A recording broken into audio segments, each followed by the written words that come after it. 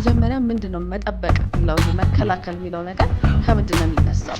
ወደ 70% የሚሆነው የኢትዮጵያ ወታደር ነው አይደል? እዛ ውስጥ ያለው እና ይሄ በራሱ በትልቁ የሚያኮራል ታሪክ ነው ያለው። የጣሊያን በሁለተኛ ዙር በምትመጣበት ጊዜ ያሳለፍነው ታሪክ በጣም በዓለም ላይ ሰቅጣጭ የምንለው ነው።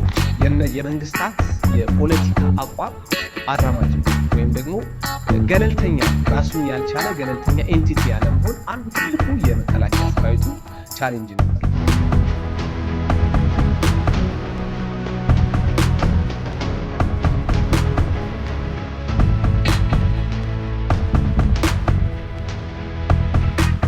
በኢትዮጵያ ቀይ መስመር በምንላት አድዋ ነች።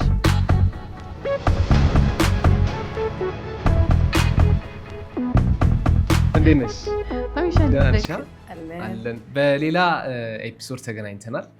ዛሬ ሌላ ጉዳይ ወደ ተመልካቾች ይዘን እንቀርባለን። ክረምቱ እንዴት ነው ልጠይቅሽ? ስለኩል ጠይቅሽ። አሪፍ ነው ክረምት? አሪፍ ነበር። በጣም ቆንጆ ክረምት እያሳለፍን ነው። ወደ ማገባደጃውም ደግሞ ደርሰናል። አዲስ ዓመትን ልንቀበል ነው። ከተማችን በተለየ የበዓል ድባብ ውስጥ ነው የምትገኘው። በድባብ እንትን ውስጥ ተከበን ያለ ነው። በደንብ ሞቅ ያለ ቦታ ላይ ያለ ነው። የተለየ ስሜት ነው ያለው። ያው ቡሄ የአብዛኞቻችን የልጅነት ትዝታችን ነው። ያው እኔ የእስልምና እምነት ተከታይ ነኝ፣ ግን ያው በልጅነታችን አብዛኞቻችን ቡሄን እንግዲህ ጨፍረን ያደግነው። ሆያ ሆዬ ሳይል እንግዲህ ያደገ ህፃን ያለ አይመስለኝም እና የተለየ ድባብ ነው ያለው።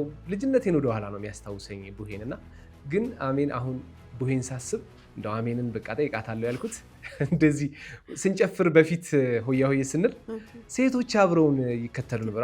ሆያ ሆዬ ደግሞ የወንዶች በዓል ነው አይደል? እና ጨፍረሻል ወይ አንቺ? አሁን እጠይቅሻለሁ ብዬ ነው። ጨፍረሻል? አዎ ጨፍረሻል። አበባዮሽም ቡሄንም ጨፍረሻል? አዎ ያው ከወንድም ጋር ነው ያደኩት። ስለዚህ ለብቻዬ ላለመሆን ከሱ ጋራም ደግሞ ቤት እነሱ ሲጨፍሩ የቀቀና ነበር አብሬያቸው ጸጥ ብዬ ከጀርባ እቀበላለሁ አብሬ ምናምንና በደንብ ያስታውሰኛል። ይሄ ማህበራዊ ኑሮውን ይሄ አብሮ መጨፈረን አብሮ መተሳሰብ የሚለውን ነገር ሁሉ ልጅነታችንን በደንብ ያስታውሰኛል። ለማንኛውም ተመልካቾችም የራሳቸው እንዲህ ከቡሄ ጋር ከሆያ ሆዬ ጋር ከአሸንዳ ጋር አዲስ ዓመት ሲመጣ ያላቸውን ከበዓላት ጋር ያላቸውን ሀሳብ ኮሜንት ላይ ያሳውቁን። የዛሬው ታይም ላይን ተጀምሯል። ተመልካቾቻችን የኢትዮጵያን የማድረግ አቅም እንመለከታለን ዛሬ በታይም ላይ። በተለይም ደግሞ የጸጥታ ተቋማት የኢትዮጵያን ሉዓላዊነት በመጠበቅ በኩል ምን አይነት ሚና አላቸው፣ በታሪክ ደግሞ የኢትዮጵያ መከላከያ ሰራዊትን ስናነሳ፣ ሌሎች ደግሞ አሁን ከሪፎርሙ በኋላ የተደራጁ የተለያዩ እንደነ ኢንሳ እንደ ኒስ ያሉ ፌደራል ፖሊስንም ከሪፎርሙ በኋላ ምን አይነት ሪፎርም ሰሩ፣ ምን የተለየ ነገር አለ የሚለውን ደግሞ እያነሳሳን ቆይታ እናደርጋለን። ያው እንደተለመደው እኔ አሚር እና ባልደረባዬ አሜን እዚህ ስቱዲዮ ተከስተናል። አሁን ባልናችሁ ጉዳዮች ከእናንተ ጋር ቆይታ እናደርጋለን። ተመልካቾቻችን አሜን፣ የመጀመሪያው ጉዳይ ማንሳት ያለብን ይመስለኝ የመከላከያ ሰራዊትን ስናነሳ እንደው መከላከያ ሰራዊት አሜን ላንቺ ምን ማለት ነው? እንዴት ነው የምትገልጪው? ምን አይነት ስሜት ይሰጥሻል የሚለውን እሱን እናንሳ እስኪ። ወታደር ይህ መከላከያ ሀገርን መጠበቅ መከላከያ ሲባል በጠቅላላው ምንድን ነው የሚሰማሽ የሚለውን እስኪ እናንሳ።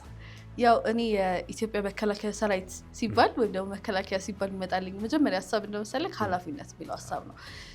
ያው እስካሁን ድረስ አባቶቻችን ፋይት አድርገውም ይሁን በተለያየ መንገዶች ያቆያትን ሀገር እኛ ደግሞ አሳድገን የተሻለ አድርገን ወደሚመጡት ጀኔሬሽኖች ማሳለፍ እንዳለብን፣ ከዛም ደግሞ አልፎ እነሱ ይሄ የራሳቸውን ጊዜ አለ አይደለ ከቤተሰቦቻቸው ጋር ማሳለፍ የሚችሉትን ጊዜ ሁሉ መስዋዕት አድርገው እዛ እኛን እየጠበቁ ወይም ደግሞ ሀገራችን እየጠበቁ ላሉት በቃ ምን አይነት መስዋዕትነት ነው ያለው፣ ምን አይነት ኃላፊነት ቢሰማቸው ነው የሚለው ሀሳብ ነው የሚሰማው። በደንብ ነው የገለጽሽው። እንግዲህ መከላከያን ስናነሳ አይ ቲንክ እኔም የራሴን ሀሳብ ሪፍሌክት ማድረግ ያለብኝ ይመስለኛል። እና መከላከያን ስናነሳ ከጀግንነት ጋር መስዋዕትነትን ከራስ አልፎ ለሌሎች መኖርን የሀገርን ሉዓላዊነትን መጠበቅ በብዙ መንገድ የሚገለጽ በጣም ጥልቅ የሆነ ትርጉም ነው ያለው እና እንግዲህ መከላከያ ሰራዊት አሁን እንዳልሽው ለሀገር ክብር ሲባል ራስን አሳልፎ መስጠት ከጀግንነት ጋር ዝም ብሎ ጀስት ዩኒፎርም ለብሶ መሳሪያ ታጥቆ የሆነ ጀብዱ ማሳየት ሳይሆን ከዛ የተሻገረ በጣም ጥልቅ ትርጉም ያለው ለሀገር ሲባል የሚከፈል መስዋዕትነት፣ ደምና አጥንትን መከስከስ፣ ራስን መስዋዕት እስከ ማድረግ ድረስ በጣም ጥልቅ ትርጉም ያለው ትልቅ ኃላፊነት ነውና እንግዲህ መከላከያ ሰራዊትም በዚህ መንገድ ነው የሚገልጸው። በነገራችን ላይ ቅድም ስለ ልጅነታችን እያነሳን ነበር። አሁንም ከዚህ ጉዳይ ጋር በተያያዘ ወደ ኋላ ልጅነቴን አስተዳደጌን ነው የሚያስታውሰኝ። አሁን እኔ ያደግኩበት አካባቢ ላይ ወደ የኮልፌ አካባቢ ልጅ ነኝ። ፈጥኖ ደራሽ አካባቢ እዛ አካባቢ ነው የተማርኩት እና በጣም የሚታወቅ እዛ አካባቢ ያሉ ልጆች የሚያውቁት ሰላም በር የሚባል ትምህርት ቤት አለ። አንድ አጥር ነው የሚለየን፣ የፈጥኖ ደራሽ እና የእኛን ትምህርት ቤት አንድ አጥር ነው የሚለየን እና በጣም ጩጬ እያለን ጓደኞች ነበሩ፣ የካምፕ ልጆች የሚባሉ የወታደር ልጆች ማለት ነው። ከዛ አካባቢ ደግሞ ወታደሮች ሲወጡ የነበረው ጀብዱ በቃ የሆነ ለተልእኮ ምናምን ራሳቸውን አዘጋጅተው ሲወጡ እና ደግሞ ጓደኞቻችን ጋር ስንሄድ የስልጠና መንገዳቸው፣ የዲሲፕሊናቸው፣ ፕሮፌሽናሊዝማቸው በቃ ያስቀና ነበር። በጣም ያላቸው ይሄ ጀግንነት፣ ወኔ በጣም ነበር የሚያስቀናው እና ልጅ እያለው እነዚህ ነገሮች በቃ ወደኋላ ይመለሱብኝ። አሁን መከላከያ ሲባል የሆነ ወታደር ሳይ ያ ጊዜ ነው ትዝ የሚለኝ። በነገራችን ላይ ፈጥኖ ደራሽ ማለት ኔልሰን ማንዴላ በደርግ ዘመን የሰለጠነበት እዚህ መጥቶ ስልጠና ያገኘበት በጣም ትልቅ ተቋም ነው። ቀጥሎ ደግሞ የምናነሳው ሀሳብ ይሄ እንደመነሻ ከዚህ ከመከላከያ ሰራዊት ጋር የሀገርን ድንበር መጠበቅ፣ የኢትዮጵያን ሉዓላዊነት ከመጠበቅ ጋር አያያዝ ነው። ከዛ ቀጥሎ ደግሞ የቱ ጋር ይጀምራል ደግሞ የኢትዮጵያ የመከላከያ ሰራዊት ታሪክ፣ የሀገርን ዳር ድንበር የመጠበቅ ታሪክ ምን ጋር ይጀምራል? ሁሉም ነገር ደግሞ ታሪካዊ ዳራ አለው አይደለ? ምን ጋር ይጀምራል የሚለውን ማንሳትም ተገቢ ይመስለኛል። እውነት ነው። ያው ሪፎርሞቹንም ማየት ይኖርብናል። መጀመሪያ ምንድነው መጠበቅ የሚለው ይሄ መከላከል የሚለው ነገር ከምንድን ነው የሚነሳው? ከዛ ደግሞ አሁን ያለው መከላከልና ድሮ የነበረው መከላከል አንድ አይነት ነው ወይ? ከምን ተነስተን እዚህ ጋር ደረስን የሚለውን ነገር ማንሳት ያለብን ይመስለኛል። ኢትዮጵያ በአክሱም ዘመነ መንግስት በጣም ጠንካራ እንደነበረች የታወቀ ነው።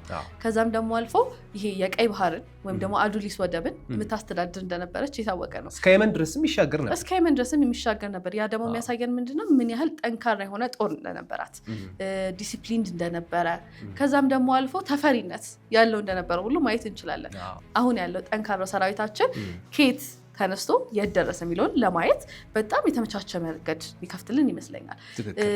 ከዛም ደግሞ ከአክሱም ደግሞ አለፍ ስንል ያው በኢትዮጵያ በሞደርን ኢትዮጵያ ሂስትሪ እንደምንለው ወይም ደግሞ በታሪካችን ውስጥ በአፄ ቴዎድሮስ ዘመነ መንግስት ጊዜ ይመስለኛል የፎርማል የሆነ የሚሊተሪ ሲስተም የተጀመረው። ያ ማለት በሴንትራል ገቨርንመንት ወይም ደግሞ ዋና ገቨርንመንቱ የሚመራ የተሰበሰበ ድሮ ያው አራሽ ቀዳሽ ተኳሽ እንደምንለው ገበሬዎቹ ናቸው ወደዚህ መጥተው ተኩሰው ሀገር ድንበር ጠብቀው የሚመለሱት። ከዛም ደግሞ አለፍ ስንል ያው በኢትዮጵያ ቀይ መስመር እንደምንላት አድዋለች። ትልቁ የኢትዮጵያ ደግሞ የታሪክ ሰንደቃችን፣ በተለይ የኩራት ታሪካችን፣ የስኬት ታሪካችን በትልቁ ቦልድ የሚነሳው ደግሞ የአድዋ ታሪክ ነው። 1988 አይ ቲንክ አሁን 130 ዓመት ሆኖታል። በኢትዮጵያ የመከላከያ ሰራዊት ታሪክ ውስጥ በትልቁ የሚነሳ ኢትዮጵያን ከጠላት ለመጠበቅ ሲባል አባቶቻችን ቅድመ አያቶቻችን ለሀገር የከፈሉትን መስዋዕትነት በደንብ የሚያሳይ የአፄ ምኒልክ እንግዲህ የክተት ጥሪ ካስተላለፉ በኋላ ሀገርን ለመጠበቅ ከዚህ ከማዕከላዊ መንግስቱ ተነስቶ እስከ አድዋ ድረስ በእግራቸው በባዶ እግራቸው ሄደው አሁን ያለችዋን ዘመናዊ ኢትዮጵያ ለዚህ ለኛ ጄኔሬሽን ለማስተላለፍ ሲሉ የከፈሉት መስዋዕትነት በደንብ የሚገለጽበት በኢትዮጵያ ታሪክ ውስጥ በትልቁ የሚነገር ትልቁ ታሪካችን ነውና እንደውም የፓን አፍሪካኒዝም ራሱ አንዱ በርከፋች ነው የሚባለውና መነሻ ነው የሚባለው ትልቁ ታሪካችን አድዋ ነው። እንግዲህ አድዋን አለማንሳት አይቻልም አይደለ? አድዋን አለማንሳት ነው ማንሳት። ከዛም ደግሞ አልፈን የ5 ዓመቱን ታሪክ ነው የምናነሳው አይደለ? ወደዚህ መለስ ስንል የጣሊያን በሁለተኛ ዙር በምትመጣበት ጊዜ ያሳለፍነው ታሪክ በጣም በዓለም ላይ ሰቅጣጭ የምንለውም ነው። በዛም ደግሞ አስከፊ ከነበሩት መካከል ነው። በጣም አስከፊ ታሪክ የተመዘገበበት እንደነበርም ስታነሺ ነበር። እንደውም በዓለም ታሪክ እንደዚህ አይነት አስከፊ ነገር ተከስቶ የሚያውቅ አይመስለኝም። በኢትዮጵያ ታሪክ የክፉ ቀን ተብሎ የሚታወሰው በጣም በርካታ ኢትዮጵያውያን በመርዛማ ኬሚካል ጥቃት የደረሰባቸው እንደዛ ሆነው አሁን እንግዲህ ያለችዋን ኢትዮጵያ ለኛ ለማስተላለፍ ሲሉ ብዙ መስዋዕትነት የከፈሉበት እንደገና ጣሊያንን ደግሞ ከሀገር ለማስወጣት በጣም ብዙ ተጋድሎ የፈጸሙበት ታሪክ በትልቁ የሚነሳ ነውና እንዲሁ ዝም ብሎ ከመሬት የተነሳ እንደው ዝም ብሎ ትላንትና የጀመረ ታሪክ አይደለም ያለን። በተለይ ለሀገርን ለመጠበቅ ሲባል በተለይ በመከላከያ ሰራዊቱ ሲደረጉ የነበሩ ተጋድሎች በጣም ዘመናትን የተሻገሩ በትልቁ ከፍተኛ ታሪክ ያላቸው ናቸው። እኛ በአጭሩ እያነሳሳናቸው ለመሄድ ነው። ከዛ ቀጥሎ ደግሞ የምናነሳውም ታሪክ አለ አይደል? እውነት ነው።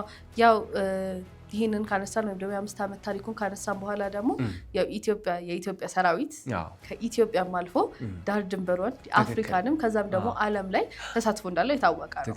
ይህን ማንሳት ስንጀምር ለምሳሌ በኮሪያ የቃኘው የቃኘው ሻለቃን ጦር ብናይ በ5 ዙር ይመስለኛል ወደዛ የሄዱት ወደ 6000 አካባቢ ወታደሮች ናቸው የሄዱት። ያው ጠቅላይ ሚኒስትራችን እንዳሉት በኢትዮጵያና በደቡብ ኮሪያ መካከል ያለውን ዲፕሎማቲክ ሪሌሽን እስካሁን ድረስ ጠንካራ መሰረት የጣለው ያኔ ነው። በዓለም ላይም ደግሞ ለዩናይትድ ኔሽንስ እና በአፍሪካን ዩኒየን ጥሪ ነበር አይደል የገባ ነው። ከዛም አልፎ ኢትዮጵያ ጥንካሬዋን ለዓለም ማሳየችበት ምን ያህል ዲሲፕሊን የሆኑ ጠንካራ ወታደሮች እንዳሉን መመስከሪያ ይሆናል። ከዛም ደግሞ መለስን አፍሪካ ውስጥ በብዙ ፒስ ኪፒንግ ሚሽኖች ላይ የኢትዮጵያ ጦር ወይም የኢትዮጵያ ወታደሮች በጣም ይሳተፋሉ። ለምሳሌ ዲአርሲ መሄድ እንችላለን፣ ሱዳን፣ ደቡብ ሱዳን፣ ሶማሊያ፣ እውነት ነው፣ ሊቢያ፣ ላይቤሪያ። እነዚህን ሁሉ ስንሄድ እያንዳንዳቸው ጋራ የኢትዮጵያ ፒስ ኪፒንግ ሚሽን ወይም ደግሞ የሰላም ጦር የሰላም ተልኳችን ምን ያህል ፍሩትፉል የሆነ ወይም ደግሞ በደንብ ቼንጅ ያመጣ እንደሆነ ማየት እንችላለን። ትክክል። ከኢትዮጵያ ተሻግሮ ይሄ ማለት የኢትዮጵያን ሉዓላዊ ዳር ድንበር ብቻ ሳይሆን ቀጠናዊ እንዲሁም ደግሞ ዓለም አቀፋዊ ተልእኮውን ሁሉ የሰላም ተልእኮውንም ለመወጣት በጣም ጥረት ሲያደርግ የነበረ ተጋድሎ ሲያደርግ የነበረ የመከላከያ ሰራዊት እንዳለን አሁን ያነሳሻቸው ነጥቦች በደንብ ይነግሩናል። እና እንደው ዝም ብሎ አንድ ቦታ ላይ የተወሰነ ብቻ ሳይሆን ከኢትዮጵያም የተሻገረ ዓለም አቀፍ የሆነ የዓለምን ሰላም ማስከበር ተልእኮ የነበረው ለዛም ደግሞ ጥረት ሲያደርግ የነበረ ብዙ ስራዎችን የሰራ የመከላከያ ሰራዊት ነው ያለን። በነገራችን ላይ አሁን የአፍሪካ አንድነት የሰላም ማስከበርን ስታነሺ ወደ 70% የሚሆነው የኢትዮጵያ ወታደር ነው አይደል እዛ ውስጥ ያለው። እና ይሄ በራሱ በትልቁ የሚያኮራን ታሪክ ነው ያለውና እስካሁን ድረስ ኢትዮጵያ በአፍሪካ ውስጥ ከፍተኛ የሆነ ተሳትፎ እንዳላት ከዛም ደግሞ ሰላም ፈላጊ መሆኗን በደንብ ኤምፋሳይዝ የሚያደርገው በደንብ የሚያሰምር መሆኑን የሚያሳይ ይመስለኛል። ልክ ነሽ። አሁን የምናነሳቸው ሀሳቦች የኢትዮጵያ መከላከያ ሰራዊት በታሪክ ሂደት እንግዲህ ብዙ ስኬቶቹን ነው አሁን አይደል ስናነሳ የነበረው። ስኬታማ መሆኑን ለኢትዮጵያ ብቻ ሳይሆን ለዓለም የሰላም ዘብ የቆመ መሆኑን ብዙ የሰራ መሆኑን አነሳን። የሚነሱ ደግሞ ተግዳሮቶች አሉ፣ መሰረታዊ ተግዳሮቶች። ከነዛው መካከል አንደኛው በዘመናት መንግስታት ሲቀያየሩ የመንግስታት የፖለቲካ አቋም አራማጅ መሆን ወይም ደግሞ ገለልተኛ ራሱን ያልቻለ ገለልተኛ ኤንቲቲ ያለመሆን አንዱ ትልቁ የመከላከያ ሰራዊቱ ቻሌንጅ ነበር። በተለያዩ ጊዜያት ኢትዮጵያን የሚያስተዳድሩ አካላት ወይም ፓርቲዎች የነሱ የፖለቲካ የነሱ የርዕዮተ ዓለም የነሱ አይዲዮሎጂ በእነሱ አይዲዮሎጂ ውስጥ ተጠልፎ የቆየ ነበር እና ትልቁ በመከላከያ ሰራዊት ታሪክ ውስጥ ገለልተኛ ያለመሆን ራሱን ያልቻለ ያለመሆኑ በትልቁ የሚነሳ ቻሌንጅ ነበር። ከዛም ደግሞ አልፎ በ2010 የተነበሩ ሪፎርሞች ነበሩ አይደለ? ያው ድሮ የነበረውና አሁን ያለው ሀገርን መጠበቅ ይሄ መከላከል የሚለው ስሜት የተቀየረ ይመስለኛል። ያው ድሮ የነበረው ይሄ ቅድም ያነሳናቸው ጊዜ ላይ ሀገርን ድንበሩን መጠበቅ ነበር አይደል? ይሄ ሶቨሬንቲ ሉዓላዊነትን መጠበቅ ነበረ ይሄ መከላከል ምንለው ሐሳቤ። አሁን ግን ሁሉም ነገር ዲጂታል እየሆነ መጥቷል። ያንን ሴክተር ሳንተው ወይም ደግሞ ሉዓላዊነታችንን ሳንተው አሁን ደግሞ በቴክኖሎጂም ደግሞ አታኮች እንዳይኖሩ ጠንክሮ መጠበቅ የሚለውን ነገር ከሴክተሮቹ መካከል አንደኛው የኢትዮጵያ መከላከያ ሰራዊት ነበር። ከሱ መካከል ደግሞ ያው ቅድም እንዳልናቸው ኒስ፣ ኢንሳ፣ ከዛ ራሱ ደግሞ መከላከያ፣ ከዛ ደግሞ ፌዴራል ፖሊስ የምንላቸው ያንዳንዳቸው ራሳቸውን አፕዴት አድርገዋል። ከጊዜው ጋር አብሮ መዘመን የሚባለውን ነገር ማለት ነው። ያው ከፌደራል ፖሊስ እንኳን ብንነሳ በየአካባቢያችን ስማርት ፖሊስ ስቴሽኖች እየተሰሩ ነው ያሉት። በየኮሪደር ልማቱም ደግሞ አንድ የሰጠን ክፍት የሆነ መንገድ ደግሞ ምንድነው በየቦታው ላይ ሲሲቲቪ ካሜራዎች እንዲገጠሙ ተደርገዋል። ይሄ ሲስተማቲክሊ የዘመነ እንዲሆን አድርጎታል። ያው ደግሞ ሌላኛው ደግሞ ኢንሳም አለ። ኢንሳ ቅድም እንዳልኩ ለምሳሌ ሁላችንም ስልክ ተጠቃሚዎች ነን አይደለ? ሀገራችን ሁሉም ሲስተም ዲጂታል እየሆነች እያደገች ነው። ለምሳሌ ይሄ ዲጂታል 2030 የምንለው ደግሞ 2030 በምንለው ወደዛ ሪፎርሞች እየተቀያየረ ወይም ደግሞ እየሰራን ያለንበት ነው። ስለዚህ ኢንሳም ሳይበር ሴኪዩሪቲ ላይ በደንብ አድምቶ እየሰራ ነው ማለት ነው። የሀገራችን ኢንፎርሜሽን እንዳይወጣ ይሄ በደንብ መጠበቅ ያለባቸው ከዛም ደግሞ አልፎ ሀገራችን እንድታድግ የምንጠቀምባቸው ኢንፎርሜሽኖች በደንብ በቀላሉ ወደ ጠላት ወደ ምንላቸው ወደ እነሱ እጅ እንዳይገባ ከዛም ደግሞ በአፍሪካ ቀንድ ላይ ሀገራችን ከጠንካራዎች ወይም ደግሞ አንደኛ ቶፕ ከምንላቸው ሀገራት መካከል እንደምትጠቀስ የታወቀ ነው። ይህም ደግሞ በሴኪዩሪቲ አንጻርም ቅድም እንዳልነው ይሄ በቴሮሪዝም ወይም ደግሞ ይሄ ቀጠናዊ ስጋት ምንላቸውንም በደንብ የመቋቋም አቅማችን እንዲያድግ በዲጂታል ሪፎርም እየተደረገ ነው። በተለያዩ መንገዶች እየሰራ እንዳለ የሚያሳይ ይመስለኛል። ትክክል ነሽ። እንግዲህ እነዚህ ያነሳሻቸው ሀሳቦች የኢትዮጵያ መከላከያ ሰራዊት እንደው ቀደም ሲል መነሻችን ላይ የሀገርን ሉዓላዊነት ለመጠበቅ መሬት ላይ ከሚሰሩ ስራዎች ባለፈ አሁን ደግሞ ዓለም እየዘመነች ከመሆኑ ጋር በተያያዘ ሌላ የማይንድ ሴት ሽፍት ያስፈልጋል። ሪፎርሙም ደግሞ ይዞት የመጣው ያን ይመስለኛል። ሪፎርሙ በጣም በርካታ እንግዲህ ዓላማው የሚታወቀው ሀገር አሁን የምንላቸው በመከላከያ ሰራዊቱ ይሄ ሉዓላዊነቷን ከማስጠበቅ መሬት ላይ ያለውን ከማስጠበቅ ባለፈ አሁን ካለው ዘመናዊ ዓለም ጋር በተያያዘ በዲጂታሉም በመከላከያውም በጦር መሳሪያውም ልንለው እንችላለን ዘመናዊ የሆነ ሉዓላዊነቷን የምትጠብቅ ይሄ አሁን የዲተረንስን ሀሳብን ማንሳት እንችላለን እዚህ ጋር እና በሁሉ ነገር ጥንቅቅ ያለች ሉዓላዊነቷ የተረጋገጠ እንዲሁም ደግሞ ራሷን የቻለች መነሻችን ራስን መቻል አይደል? ራስን መቻል የሚለው ሀሳብ አይደል? ኢትዮጵያ ትችላለች የሚለው ሀሳብ ስለሆነ እንግዲህ ኢትዮጵያ በሁሉም መስኮች እንደምትችል ሉዓላዊነቷን ለማስጠበቅ የማንንም እጅ ማጠብቅ እንደሆነች ለማረጋገጥ እነዚህ ስራዎች የሚሰሩትና ይሄ ደግሞ ብዙ የሚያስተምረን ነገር አለ። ለምሳሌ አንደኛው የማይንድ ሴት ሽፍት ነው። የማይንድ ሴት ሽፍት ላይ የእሳቤ ለውጥ መጥቷል። ቅድም ስለ ዲተረንስ እያነሳን ነበር። አሁን እነዚህን ሁሉ ስናነሳ ጥቃት ሳይደርስባት አንዲት ሀገር እንዴት ለምን ትሰራለች የሚለውንም ጥያቄ የሚመልስ ይመስለኛል። እንግዲህ እዚህ ጋር የምናነሳው አንቺም እንዳልሽው ሌሎችን ለማጥቃት ቀጠናው ላይ ያሉ ሀገራት ወይም ሌላን ሀገር ለማጥቃት ሳይሆን ራስን ከጥቃት ለመጠበቅ የሚደረግ ስራ ነው። በመከላከያም በሰውም በቴክኖሎጂም በሁሉም ረገድ ዝግጁ የሆነ የታጠቀ ኃይል እንዳለን ወይም አቅም እንዳለን ለዓለም ለመግለጥ የምንሰራው ስራ ነው። በነገራችን ላይ ይሄ በመከላከያ ሰራዊት ብቻ ሳይሆን ከመከላከያ ሰራዊትም ደግሞ አልፎ በኔስም በኢንሳም ቅድም የጠቀስናቸው በሙሉ በሁሉም ሴክተሮች የኢትዮጵያ መከላከያ ሰራዊት እንደሚችል በደንብ የተዘጋጀ እንደሆነ በቴክኖሎጂ ያደገ እንደሆነ ይሄ ኋላ ቀር እንዳልሆነ አይደለ በደንብ ከዘመኑ ጋር አብረን እየዘመን እንደሆነ የሚያሳይ ይመስለኛል። እዚህ ጋር ደግሞ ማንሳት ያለብን ያው የኢትዮጵያ መከላከያ ሰራዊት በጣም የምንወደው የምናከብረው ከዛም ደግሞ አልፎ በዓለም ላይ እያኮራን ያለ ሰራዊት ነው። አሁንም ወደፊትም የኢትዮጵያ መከላከያ ሰራዊትን እንደግፋለን። ሁላችንም እንደግፋለን። ያው በዚህ ጉዳይ ላይ ተመልካቾቻችን ያላችሁን ሀሳብ ኮመንት ላይ ልታሳውቁን ትችላላችሁ። ፕሮግራማችን እንጨርሳል። ተመልካቾች ስለተከታተላችሁን ከልብ እናመሰግናለን። የዛሬው ታይም ላይን በዚሁ አብቅቷል። በያላችሁበት ጥሩ ጊዜ ይሁንላችሁ።